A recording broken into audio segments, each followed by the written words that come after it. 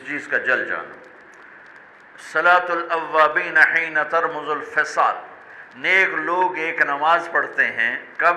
جب اونٹ کے پاؤں جلنے لگیں، اونٹ کے پاؤں جب جلنے لگیں، اونٹ کے بچے کے پاؤں جب جلنے لگیں۔ تو رمضان میں جل جانا، اس کا روزے سے کیا تعلق ہے؟ اس کا روزے سے تعلق یہ ہے کہ 360 دن سال میں ہوتے ہیں چاند کے لحاظ سے، 330 دن کے گناہ اللہ رمضان کے روزوں میں ہر روز میرے آپ کے گناہ جلاتا ہے، جلاتا ہے، جلاتا ہے۔ بھوک لگتی ہے ایک آگ بنتی ہے، پیاس لگتی ہے ایک آگ بنتی ہے۔ تو ہمارے لکڑی کی آگ میں چیزیں جلتی ہیں، اور ہماری بھوک، روزے کی بھوک کی آگ میں گناہ جلتے ہیں، اور 29ویں روزے اللہ سارے سال کے گناہوں کو جلا کے روزہ والا یا روزے والی کو ایسے پاک کر دیتا ہے جیسے آج ماں کے پیٹ سے نکلا ہو، ایسے ان کو خوبصورت کر دیتا ہے۔ حج کا مہینہ آیا، اعمال اسی طرح ہیں جیسے ہوتے ہیں۔ رمضان کا مہینہ آیا تو میرے نبی کا اعلان ہو گیا، ایک فرض 70 فرض کے برابر ہو جاتا ہے تمہارے، نفل فرض کے برابر۔ فرض اور نفل میں فرق کیا ہے؟ حضرت علی ہی کا فرمان ہے کہ جس شخص نے ایک فرض روزہ چھوڑ دیا، پھر قیامت تک اس کی قضا میں نفل روزے رکھتا رہا، تو ایک روزے کا یہ سارے روزے بدلہ نہیں ہو سکتے۔ ایک نماز چھوڑ دی اور پھر اس کی قضا میں قیامت تک نفل پڑھتا رہا، تو فرض نماز کی ایک رکعت کے ایک سجدے کے برابر بھی نہیں ہے۔ فرض میں اتنی طاقت ہے۔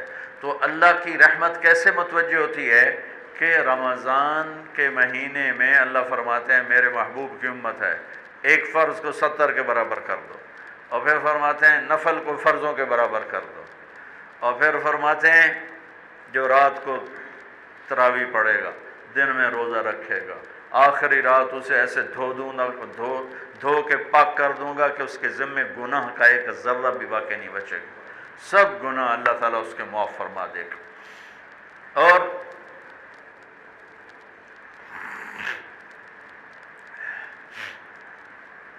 میرے نبی نے فرمایا من صام رمضان ایمانا و احتسابا، دوسری بھی من قام رمضان ایمانا و احتسابا، جس نے روزہ رکھا اللہ کی رضا کے لیے، جس نے تراویح پڑھی اللہ کی رضا کے لیے، اس کے پچھلی زندگی کے سارے گناہ اللہ معاف فرما دیتا ہے۔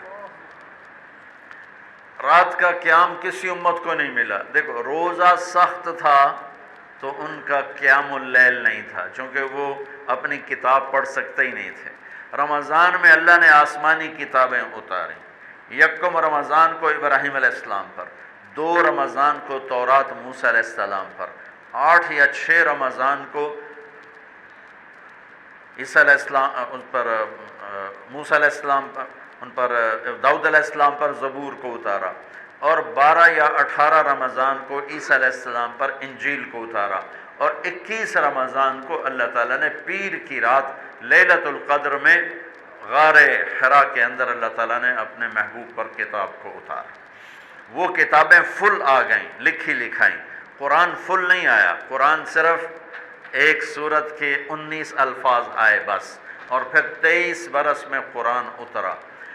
کتنے انبیاء ایسے گزرے ہیں جن کے پاس جبریل زندگی میں ایک دفعہ آیا، زندگی میں جبریل ایک دفعہ، اور ایک سے لے کر آگے کوئی تعداد مقرر نہیں ہے، 100 دفعہ 200 دفعہ، لیکن آپ حیران ہوں گے ہمارے نبی پر جبریل 23 برس میں 24,000 دفعہ آئے، 24,000 دفعہ، جو ایک عجب العجائب ہے، عجب العجائب ہے۔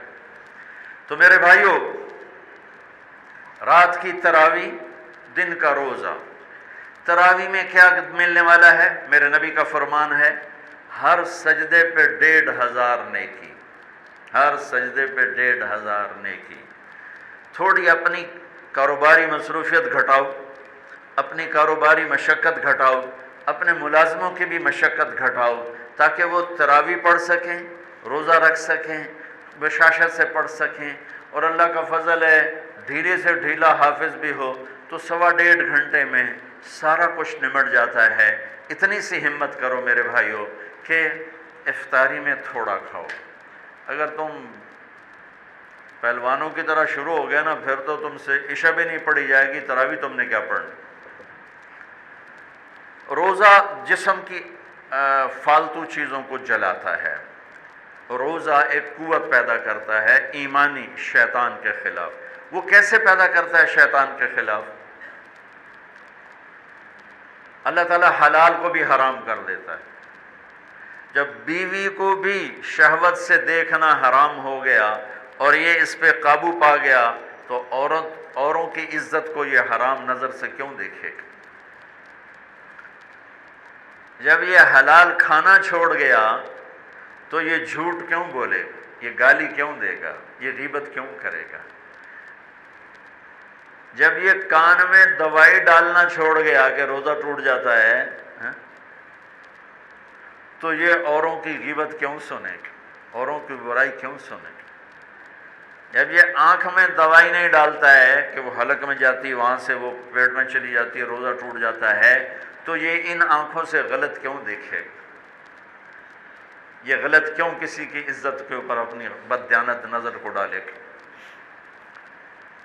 تو جب یہ اندھیرے میں بند کمرے میں ٹھنڈا پانی پڑا ہوا ہے اور ہاتھ نہیں لگاتا ہے اور اللہ کا دھیان اسے یاد ہوتا ہے کہ اللہ دیکھ رہا ہے، نہاتے ہوئے ہونٹ بند کر لیتا ہے کہ کوئی پانی کا قطرہ منہ میں نہ چلا جائے اور میرا روزہ نہ ٹوٹ جائے، خراب نہ ہو جائے، تو یہ جب اللہ کا اتنا دھیان اس کو نصیب ہو جاتا ہے کہ اللہ دیکھ رہا ہے، ورنہ کیا کسی کو کیا خبر کہ میں 2 گلاس پانی پیتا ہے یا میں پیاس سے بول رہا ہوں۔ تو جب وہ اللہ کو اتنا اپنے دھیان میں لے آتا ہے کہ اللہ دیکھ رہا ہے، میں پانی نہیں پیوں گا، اللہ دیکھ رہا ہے، میں بیوی کو ہاتھ نہیں لگاؤں گا، اللہ دیکھ رہا ہے، میں کسی کی عزت پر بری نظر نہیں ڈالوں گا، اللہ دیکھ رہا ہے، میں کسی کی برائی نہیں سنوں گا، اللہ دیکھ رہا ہے، میں کسی کی برائی نہیں کروں گا، تو پھر جب یہ بازار میں جائے گا تو جھوٹ تو نہیں بولے گا، جب یہ تولے گا تو غلط تو نہیں تولے گا۔ ہاں یہ الگ بات ہے، بہت سے مجھے ملے کہ جب بس رمضان میں جھوٹ چھوڑ دیتے ہیں، اس کے بعد پھر شروع ہو جائے گا۔ رمضان میں رشوت نہیں لیتا ہوں، اس کے بعد پھر شروع ہو جاتا ہے۔ تو چلو شکر ہے 1 مہینہ تو مسلمان رہتے ہیں۔ اچھا اس کی وجہ کیا ہے کہ رشوت خور کہتا ہے جی رمضان میں نہیں، جی نہیں، رمضان میں جھوٹ نہیں بولنا، رمضان میں صحیح تولنا ہے، رمضان میں غلط نہیں تولنا ہے۔ کیوں؟ شیطان قید ہو جاتا ہے۔ رمضان میں نمازی کیوں بڑھ جاتے ہیں؟ شیطان قید ہو جاتا ہے۔ کسی امت کو یہ نہیں ملا کہ رمضان میں شیطان قید کیے جائیں، اس امت کو ملا رمضان میں شیطان قید ہو جاتے ہیں۔ کسی امت کو یہ نہیں ملا کہ رمضان میں جہنم کے دروازے بند ہو جائیں، اس امت کو ملا ہے رمضان میں جہنم کے دروازے بند ہو جاتے ہیں، جنت کے دروازے کھل جاتے ہیں۔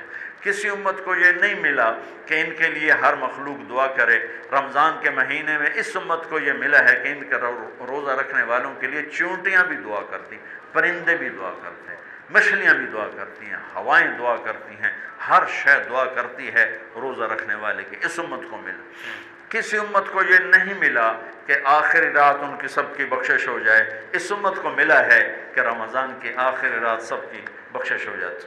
کسی امت کو یہ نہیں ملا کہ جنت کی حوریں انہیں روزوں میں یاد کریں، اس امت کو ملا ہے کہ اللہ تعالیٰ جنت کو کہتا ہے کہ تو تیار ہو جا، میک اپ کر لے، میرے بندے آ رہے ہیں، دلہن بن جا، سج دھج کے مجھے دکھا دے تاکہ میں اپنے بندوں کو پیش کروں تحفے کے طور پر۔ یہ ہے تمہاری بھوک کا بدلہ، یہ ہے تمہاری پیاس